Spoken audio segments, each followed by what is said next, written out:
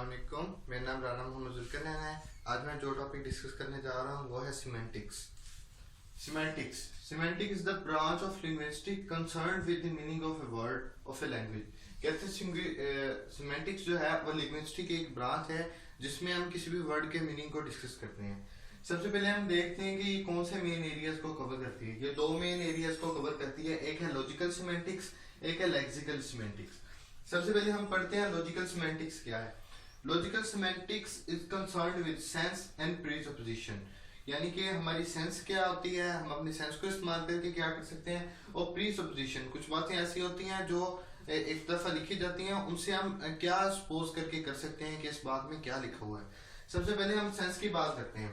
For example, एक माँ अपने बच्चे को कहती है my love is like a moon.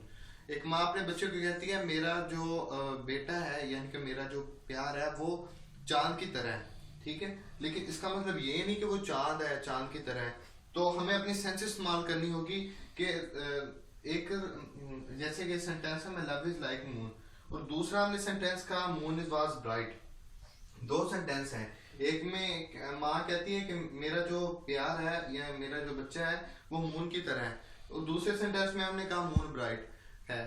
इस दोनों में सेंटेंस में हम अपनी सेंस को इस्तेमाल करेंगे कि पहले सेंटेंस में मून को किस सेंस में इस्तेमाल किया गया और सेकंड सेंटेंस में कैसे इस्तेमाल किया गया। फर्स्ट सेंटेंस में मून को as a sign of love इस्तेमाल किया गया है, और सेकंड सेंटेंस में मून को इस्तेमाल किया गया है एज ए स्टार। ठीक है, अब हम प्रीसपोजिशन की एग्जांपल लेते हैं। फॉर एग्जांपल, हमारे पास एक सेंटेंस है Peter has quit smoking. Peter ने स्मोकिंग छोड़ दी है, तो इससे हमें पोजीशन क्या मिल सकती है। पोजीशन ये मिलती है पीटर स्मोक बिफोर, यानी पीटर पहले स्मोक करता था, अब उसने छोड़ दी है।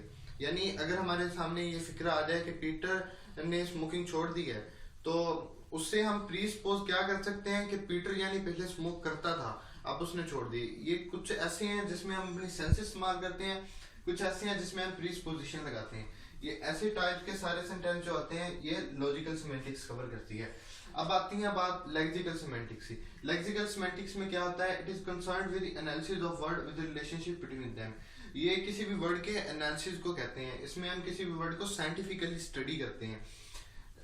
आगे देखते हैं explain meaning in the term of relationship with other word. इस लेक्सिकल सिमेंटिक्स में हम बेसिकली ये सारी टर्म्स डिस्कस करते हैं, जिनमें आता है synonym, antonym, hyponymy, prototype, homophones and पॉलिसेमी।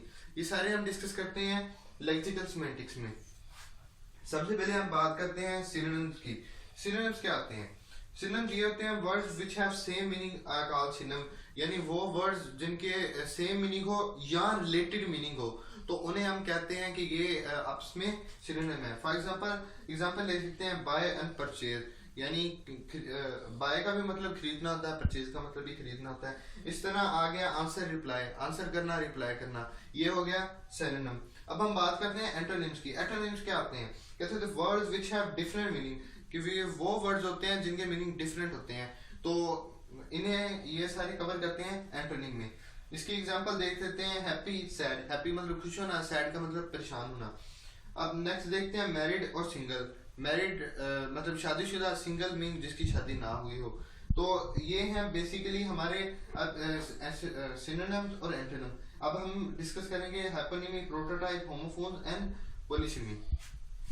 अब हम बात कर देंगे हाइपोनिमी की।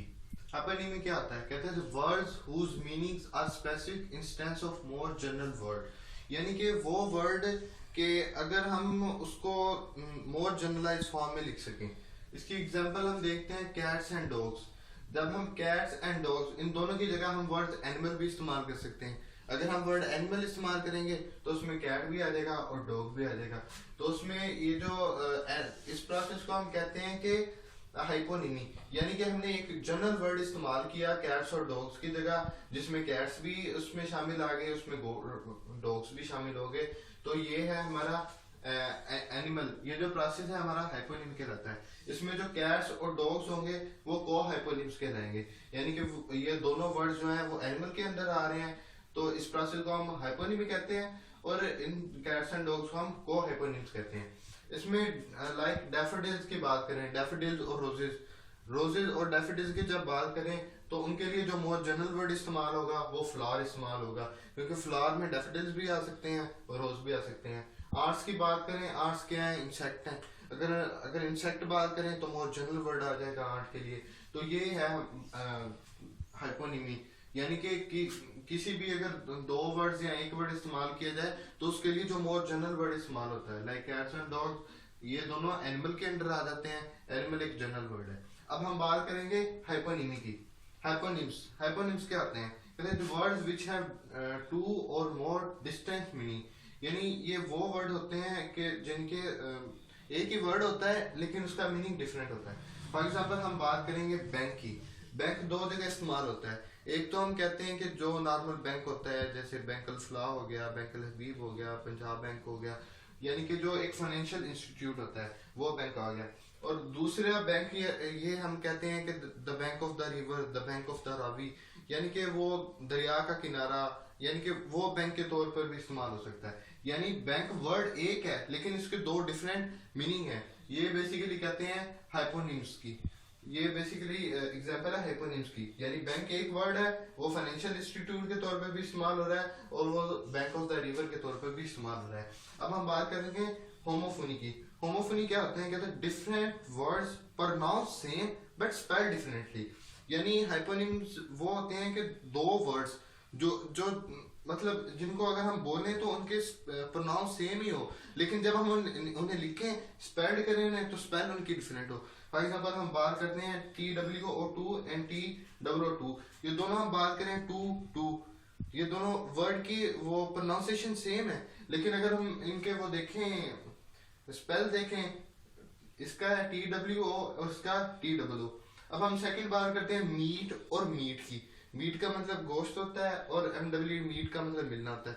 अगर हम वैसे बात करें मीट, वो भी मीट, ये भी मीट, वो भी मीट, यानी कि प्रोनाउंस सेम होते हैं, लेकिन जब हम इन्हें लिखें तो हमें पता चल जाता है ये मीट ये वाला है, ये मीट ये वाला है, ये MEAT वाला है, वो MWT वाला है। अब नेक्स्ट है हमारा पोलिसिमी। पोलिसिमी क्या होता है? कहते हैं the words which have multiple meaning related by simple extension. कहते हैं ये वो वर्ड होते हैं तो जिनके मल्टीपल मीनिंग होते हैं, जिनको हम सिंगल एक्सटेंशन से बता सकते हैं कि इसका ये मीनिंग है, इसका ये मीनिंग है, इसका ये मीनिंग है। फॉर एग्जांपल हम बात करते हैं ब्राइट की। ब्राइट क्या आता है? यानी कि ब्राइट को सिंपल एक्सटेंशन के तौर पर इन्होंने लिया गया है। एक हम इसे कहते हैं shining, the star is bright, तो इसको हम शाइनिंग के तौर पर भी इस्तेमाल कर सकते हैं, जैसे the star is bright, the sun is bright, shining के तौर पर इस्तेमाल हो गया। एक हम इसको कहते हैं इंटेलिजेंट के तौर पे, हम किसी स्टूडेंट के लिए इस्तेमाल करते हैं। स्टूडेंट, ये एक ब्राइट स्टूडेंट है। अब हम ये तो नहीं कह सकते कि वो स्टूडेंट चमकदार है, इसका मतलब ये होता है कि उसकी जहनी काबिलियत जो है वो मतलब एक इंटेलिजेंट स्टूडेंट है। यानी कि ब्राइट को हम सिंपल एक्सटेंशन के जरिए एज ए शाइनिंग के तौर पर भी इस्तेमाल कर सकते हैं और एज ए इंटेलिजेंट के तौर पर भी इस्तेमाल कर सकते हैं। अब नेक्स्ट एग्जांपल है रन। रन मतलब भागना होता है। एक पर्सन भी रन कर सकता है और एक वाटर भी रन कर सकता है। रन जो है वो सिंपल एक्सटेंशन के साथ हम जानदार चीजों के लिए भी लगा सकते हैं और बेजान चीजों के लिए भी लगा सकते हैं। ये बेसिकली है रन। अब हम हेड की बात करते हैं। जब हम हेड की बात करते हैं, हेड हमारे जहन में आता है कि हमारा बॉडी पार्ट है।